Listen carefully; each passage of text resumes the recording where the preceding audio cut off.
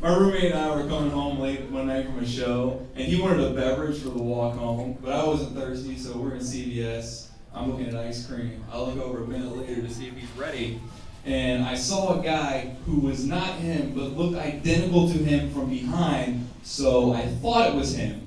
He was picking up a gallon of whole milk. And I'm thinking, really, my roommate thinks he's gonna sip on whole milk while he walks with me? Not on my watch. So I yell across the store to this stranger, "You getting milk at CVS? What a weirdo!" And he does not respond because he's not my roommate. So I go back to the ice cream. A few seconds later, I feel him scurry past me. So I'm thinking, all right, I guess we're leaving now. So I grab my ice cream and start following this guy around the store, taunting him about the milk he is buying for his family. And the whole time, his head is just locked forward like this, like he is terrified. In his mind, this is the end of his life. He thought as soon as we made eye contact, I would just slit his throat. And to be fair, if a stranger is following around an empty store in the middle of the night, taunting you about the milk you're buying for your family, why would you not think he's a lunatic murderer? Like, especially when I'm saying stuff like, "I hope you don't have kids." Because to my roommate, that means if you end up having kids, they're going to be weird. But to this guy, it just means your kids are going to grow up without a father.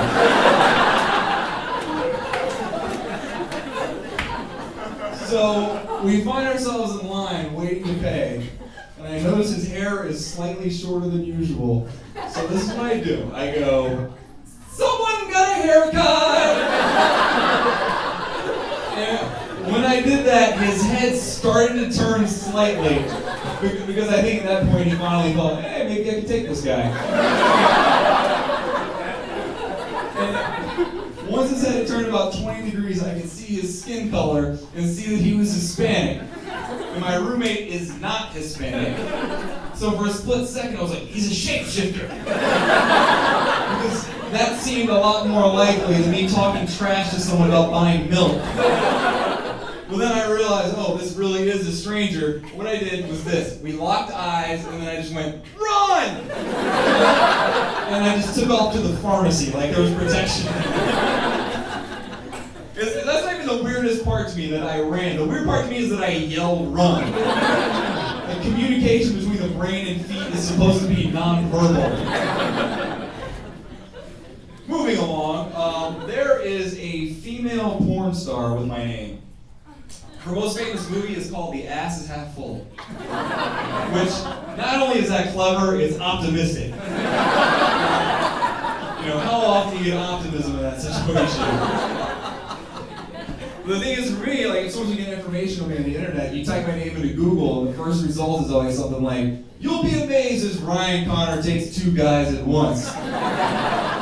Because my mom saw that, and at the time, she didn't even know that I was a comic. And she's not going to click on it to find out if it's me or not, because she doesn't want to stumble upon her son taking 2 guys at once. I guess every mother's worst nightmare times 2. So she just assumes it's true. She calls me up one night, panicked, almost crying. This is how she found out I did comedy. She's like, "Ryan, I found out what you've been doing at night." And I was like, "All right, Mom, well, how do you feel about it?" She goes, "What do you mean, how do I feel about it? Like, of course I don't approve." I was like, "Well, Mom, what don't you approve of? Like, I found something I'm good at. This is something I really enjoy doing. I wish you'd just get behind me on this." And then I guess she just tries to be a supportive mother, so she goes, "I don't know, maybe I just think 2 at once is a little overindulgent." Which in retrospect is a really weird thing for a mother to say about her son taking 2 guys at once. But I thought she'd been checking my website, so I was doing multiple shows each night, so I just responded, "Mom, I have to take as many as I can, all right? That's the only way you get better in this business." So that call ended with an awkward sob. And then she calls my brother Brent, who had been to some shows, so the confusion only deepened. She goes, "Brent, I just got off the phone with Ryan, and I found out what he's been doing at night." And Brent goes, "I know, I've seen him in action a few times."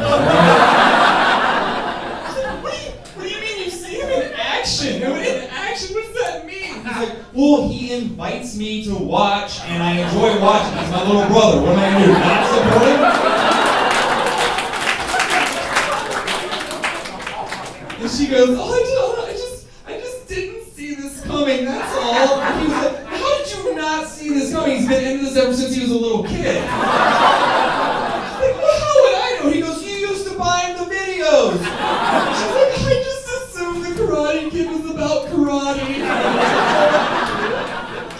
And Britt was like, hold on, what do you think he does? And she goes, maybe it's best that you tell me. And he goes, he's a stand-up comic, you know that, right? And she goes, oh, I guess that's a little better then. And that is how you lower your mother's expectations for your career. All right, thanks a lot, guys. Really appreciate it.